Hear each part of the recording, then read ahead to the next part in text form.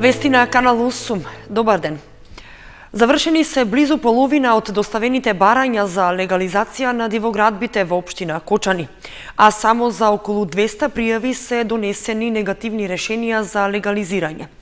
Во меѓувреме тече рокот за пријавување на бесправни објекти на терасите од колективните згради. 2560 барања за легализација на дивоизградени куќи, доградби и надградби на станови и деловни објекти реализираше општина Кочани до крајот на минатата година.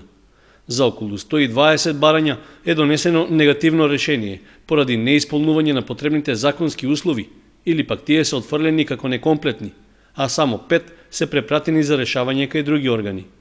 Во моментот во постапка за решавање се над 250 барања, од кои кај 60 има комплетна документација за постапување, а за 10 повеќе издадени се урбанистички согласности. За останатите има заклучоци за прекин на постапката по друг основ.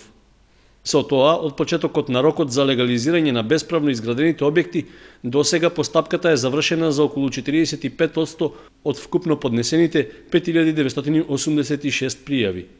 Од општинската администрација велат дека комплетирањето на барањата оди со позабавено темпо отколку на почетокот на кампањата, што е резултат на неактивноста на граѓаните околу доставувањето на потребните елаборати.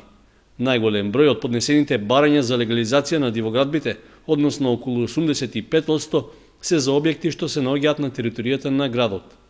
Во меѓувреме, тече рокот за легализирање на дивоизградените објекти на терасите на колективните згради.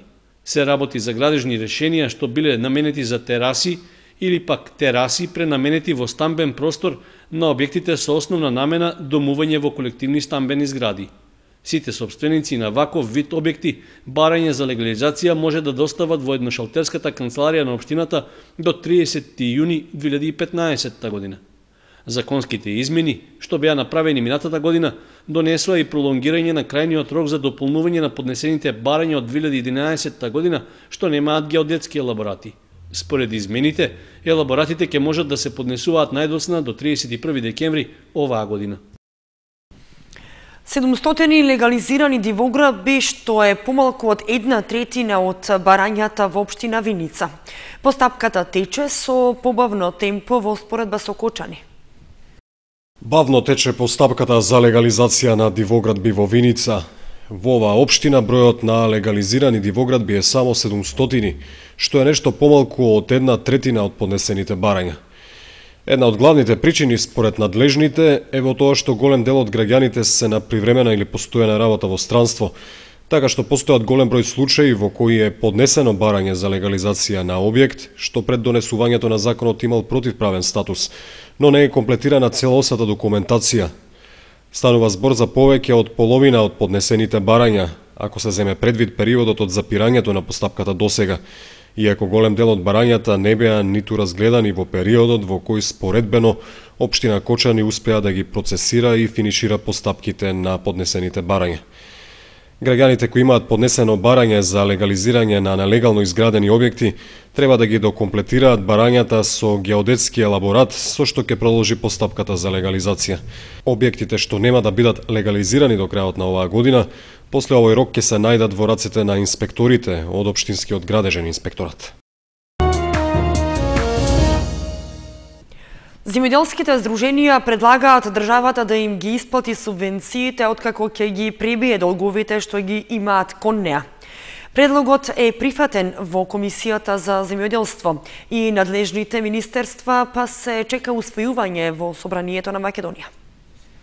Голем дел од земјоделците досега не беа во можност да ги добијат субвенциите поради неподмирени долгови кон државата. При тоа најголем проблем беа неплатените давачки за пасење на стоката, за воден надомест, за концесии за користење земјоделско земјиште во државна сопственост, како и за радиодифузна такса. Поради тоа имаше многу непријатни ситуации и поплаки од самите земјоделци, кои бараа промена на законските решенија. Тоа е основната причина поради која земјоделските здруженија на состанок со представници на ресорните министерства, од Управата за јавни приходи и од платежната агенција побарале исплата на субвенциите откако ќе им бидат пребиени долговите што ги имаат кон државните институции. Се усвои измената за предлог закон за земјоделство и рурален развој во делот на субвенциите и сега, иако земјоделците не са ги платили сите давачки, јавни давачки, сепак можат да ги земат субвенциите. Не го губат правото на добивање субвенции, туку ќе се врши пребивање во висина на долгот. Колку е долгот, за толку ќе му се намалат субвенциите, останатиот дел од субвенциите земјоделците ќе си го земат. Минатата година околу 1200 земјоделци го изгубиле правото за добивање субвенции, токму поради неплатените обврски.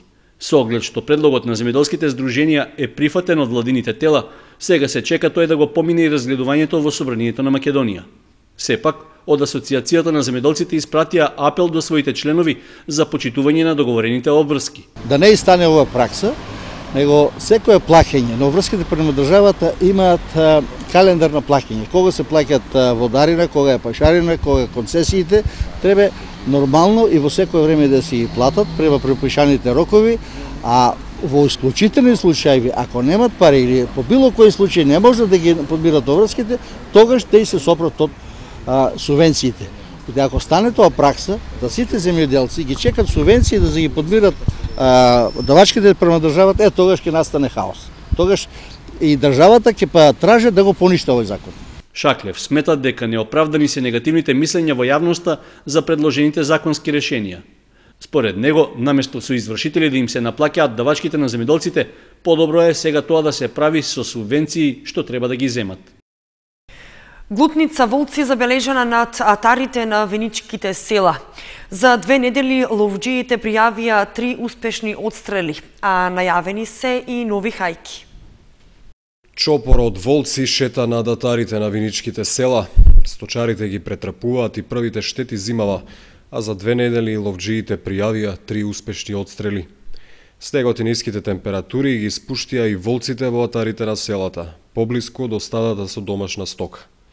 Застрелани се 3 волка во околината на Виница. Последниот, кој веќе задавил неколку грла домашни говеда на сточарите од село Лески, беше застрелан викендот од страна на професионалниот ловџија Дарко Ангелов. Во 30-годишната ловечка кариера на Ангелов, ова е прв одстрел на штетен дивеч, волк, иако важи за еден од подобрите ловџии на терените на Виница. Локација на местото ловиште Градечка река, местното викано Галик. Беме хајка за дива свиња, имам со одобрение, со дозвола. Така? И не на ден. Пред некој недела беше утепани 2 волка во атарот на село Лески, и ова е трети за една недела. Од ловното друштво Бел Камен најавуваат организација на нови хајки во предстојната сезона. Минатата 2014 година беа застрелани 9 волка. По нашите евиденција во ловното здружение Бел Камен имам пријавено одстрелано 9 волка, 2 волка се на есенската хајка, еден на пролетната и другите се во текот на ловната сезона без хајка кога ловџиите се на лов. Сега најново на место викано Боровец имаме напади на стока, на домашна стока, на овци, на кози, и со тоа, пошто во тек е екот на ловната сезона, не можеме да организираме хајка, тоа ќе биде некој мини хајка во наредниот период, во овие 10 дена. Секој одстрел носи и награда за ловџијата од страна на Министерството за земјоделство, шумарство и водостопанство. Таа е во висина од 3300 денари. Се намали снежната покривка во Виница. Во градот службите беа целосно подготвени, но во дел од селата се јавија проблеми. Се губи снежната идила во Виница. Тоа е еден од ретките градови што беа сериозно зафатени од последниот снежен бран. Во најголем дел од минатото денонокие, снежната покривка достигнуваше до 12 сантиметар, што беше една од највисоките покрај Маврови Јанови, Лазарополе, Крушево и Пожаране. Плоштадот Ангел Винички облечен во бело руво. Температурата во текот на денот се движеше околу 7 степен, но снежната покривка се задржа.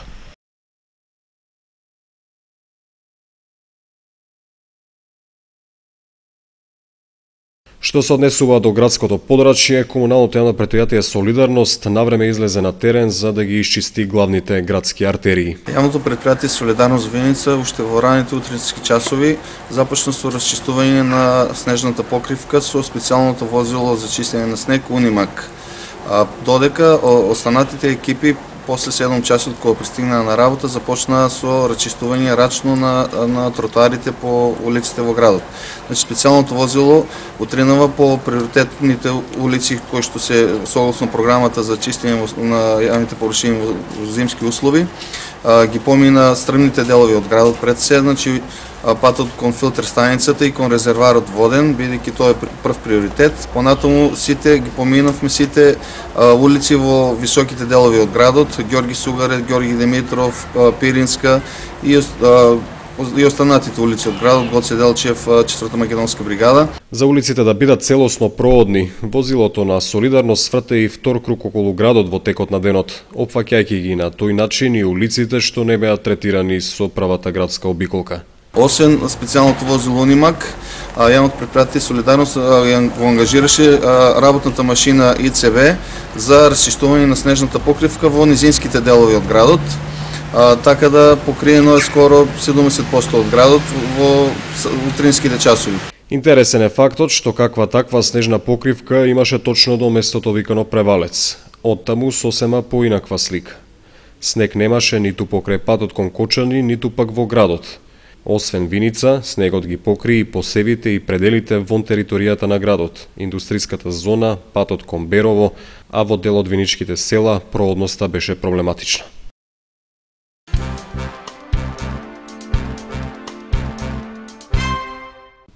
Тројца оризарци и еден кочанец заработија кривични пријави за тешка кражба што ја извршиле во куќа во Македонска Каменица, каде украле пари, кредитна картичка и телевизор. Друг кочанец пак ќе одговора на суд за лажно пријавување кривично дело. Надворешната канцеларија за кривични работи од Делчево до обвинителството поднесе кривична пријава против 19-годишниот КЈ, 21-годишниот НГ и 17-годишниот ДА, сите од оризари, како и против 26-годишниот ИП од Кочани и 16-годишниот ВК од Македонска Каменица, поради постојање основи на сомнение дека сториле кривично дело тешка кражба и оштетување и неовластено навлегување во компјутерски систем. На 27 ноември минатата година, пријавените со намера да се стекнат со противправна имотна корист, со употреба на физичка сила влегле преку мал прозорец во куќа во Македонска Каменица. При тоа одзеле 10.000 денари, еден телевизор и картичка за банкомат. Подоцна од картичката ДА и НГ неовластено подигнале 60.000 денари. Полициската станица од Кочани пак поднесе кривична пријава против 42-годишниот ФЈ од Кочани за сторени две кривични дела, недозволено изработување, држење и тргување со оружје или распрскувачки материи и лажно пријавување на кривично дело. На 25 октомври минатата година, лицето во Кочанската полиција пријавило дека неговиот брат ЕЈ во својот дом каде заедно живеат неовластено чувал 4 бомби и 2 пиштоли. Полициски службеници извршиле претрес при што пронашле хемиска рачна бомба. По извршениот разговор утврдено е дека по настаната расправија ЕЈ му ја одзел бомбата на својот брат и ја чувал кај себе. Инаку пријавениот кон крајот на август 2014 година неовластено ја набавил бомбата од лице од Кочани, кое пак ја пронашло во контејнер во градот. Забава и во работните денови од неделата во Аква Кабаре. Започна 4-дневната програма со големи поволности за посетителите. За загревање на постпразничната атмосфера, Аква Кабаре се потруди за гостите да обезбеди одлична забава и за време на деновите од работната недела. Програмата почна во понеделникот, а ќе финишира в четврток, од кога пак важи викенд шемата во следните 4 дена, заклучно со недела. Во понеделник на програмата беше Ламар парти со водка за само 30 денари и енерджи напиток од 100 денари. Во вторник на програмата е мега журка Балкан парти. В среда гостите ќе се забавуваат во рок ритам со кригла за само 40 денари. Додека в четврток на менито е ретро забава и хепи аур, две пијачки по цена на една во периодот од 21 до 23 часот. Аква Кабарето беше отворено пресред на новата 2015 година. Со тоа значително беше збогатен ноќниот живот во Кошани. Локалот нуди забава за сите возрастни категории полнолетни граѓани. Располага со одлични просторни услови и допадлив амбиент.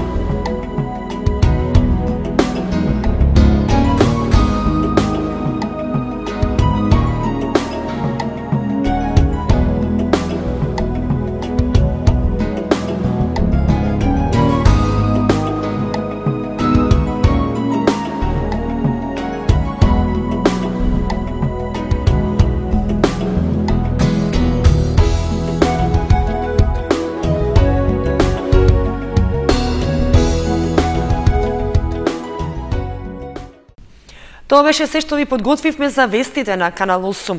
Најновите информации ги имате и на нашата веб страница kanal8.mk. Довидување.